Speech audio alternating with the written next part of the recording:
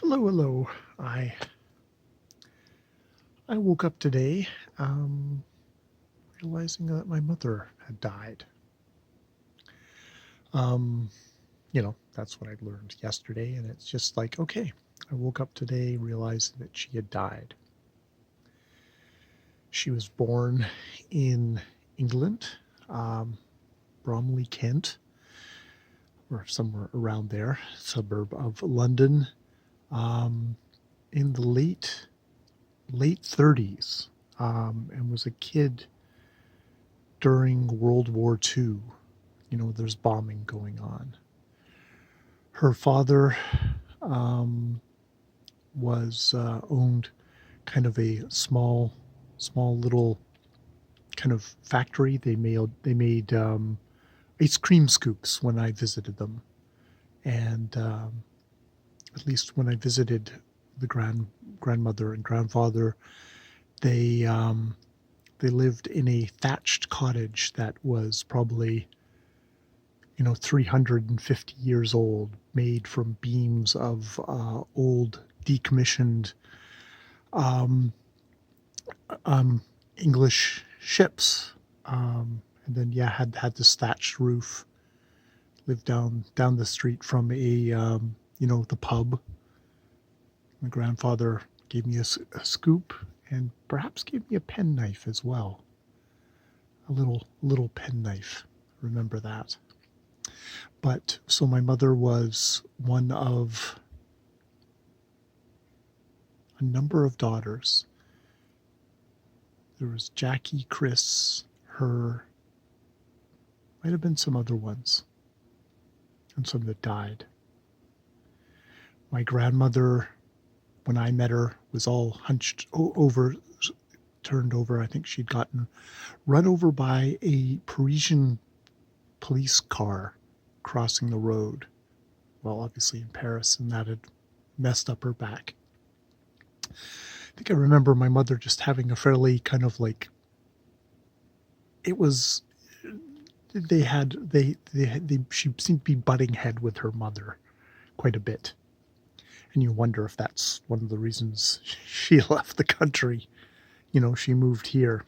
I think about my estrangement from them, my parents, but my parents moved to Canada, which was well away from their parents. So sort of an echo of distancing there. My mother was a nurse. I think she trained to be a nurse, first going through school with and becoming a nurse, and there being nuns who are the mothers who are apparently complete fucking battle axes as the head nurses. She came to Vancouver, um, where she met my father, and they moved to Kelowna, where I was fairly rapidly born. Um, she I remember her doing art history classes as I grew up. She went to college and did art history classes. She never had like a job while I was there. Um, she was, of that time, kind of um, one of these women who was a homemaker. And I guess my father was bringing in enough money that was possible. Um, and she also became an artist. Um, she would do paintings and showings and stuff like that. She had her own little studio. Both my parents had their own little rooms in the house. They took in the garage, which part of it was my bedroom, and then my father's kind of area, and where he kept his guns and models and stuff like that. And my mother, who had all her art stuff there, and had a studio at the front with, like, glass sliding doors, so she had lots of light. Remember that.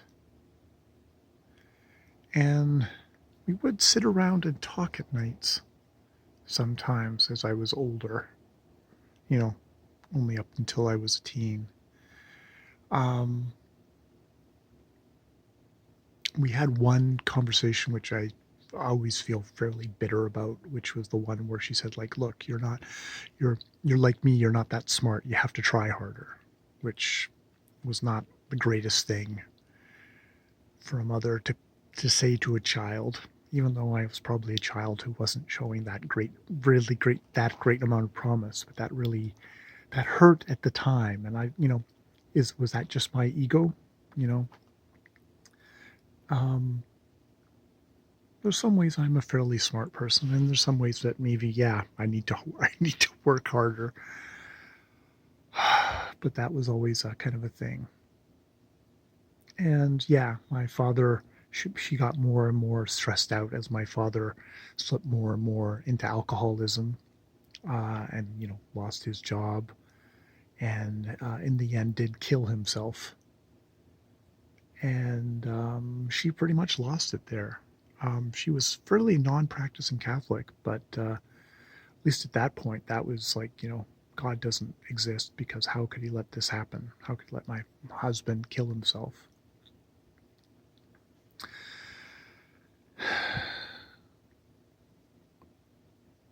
And yeah. And she kind of screamed at me for letting him leave, which is always my thing of she blaming me, at least in that moment, that highly vulnerable moment, um, for letting my father leave and kill himself. And yeah, I didn't want him around. I didn't want him around. Um, but yeah. So, I mean, I have a lot of memories of her and of us not getting along well, and me being, a really, um, really tense, really probably angry and repressed and fucked up teenage guy who did not particularly give my mother particularly respect. I mean, I think, even in the best case scenario, a lot of times teenage years is like the time when you bash against your parents and you give them hell, and it's a good time for you to realize it's time for you to be somewhere else. And but yeah, there was other things that happened there, unfortunately, with my father's alcoholism and suicide, and kind of a code of, we don't talk about it. We don't want to talk about it outside of the house. Something to be ashamed of. The stigma of being, alcoholic father who crashed the car a couple of times, who maybe was, you know, was already suicide ideating, her trying to get him help, and that just not happening, that just not happening. And him going, and him killing himself. So,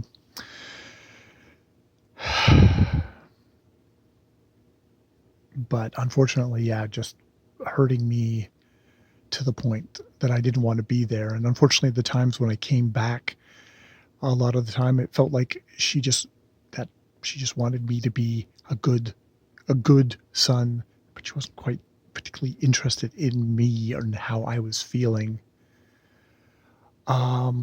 And didn't particularly want to talk about how she was feeling. It's the classic kind of, we're British, we don't talk about our feelings, we kind of bottle everything up. And maybe I was such a seething kind of like, there's so much there. It was kind of a little bit overwhelming to someone like her. I wasn't going to get that from her. But yeah, I just wanted to kind of talk about that. Talk a little bit more about her as a person and my memories of her as a person just now. She was not a bad person. She's just, she had her limitations. She had stuff she was dealing with. She had her lapses. I mean, I think all you can say is a lapse when you tell some young teenager that it's their fault that they didn't stop their alcoholic father from leaving the house. It's like, you know, it's a lapse, and I I forgive her for that.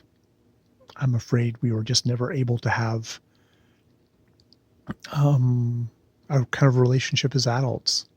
That just wasn't in the cards, you know. And I had to do what was going to be best for me. And to be honest, I don't think it was going to be great for her if I tried to bash against her again and again, trying to find something and just coming away miserable and being probably a miserable person to her. That wasn't going to work. But yeah, I just wanted to chat about that a little, talk about that a little, and yes, and again, get kisses from the doodle, who likes to sit on me out here and say, "Hey, when are we going inside? It's cold out here. I need to cuddle to you for warmth and give you lots of kisses. And yes, give me lots of kisses," which I do appreciate. My mother had her own little dog, which I guess that's some sort of like is like. You know, maybe there's some ways that we are too emotional, uptight, kind of closed off people, and we just kind of bashed against each other that way.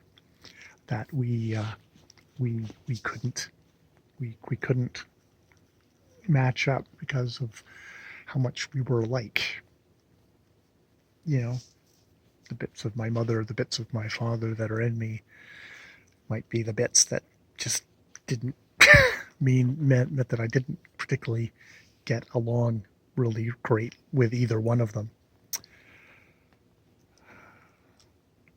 But yeah, still your parents, and I still carry them in my heart, and will until the day I die. All right, more videos later.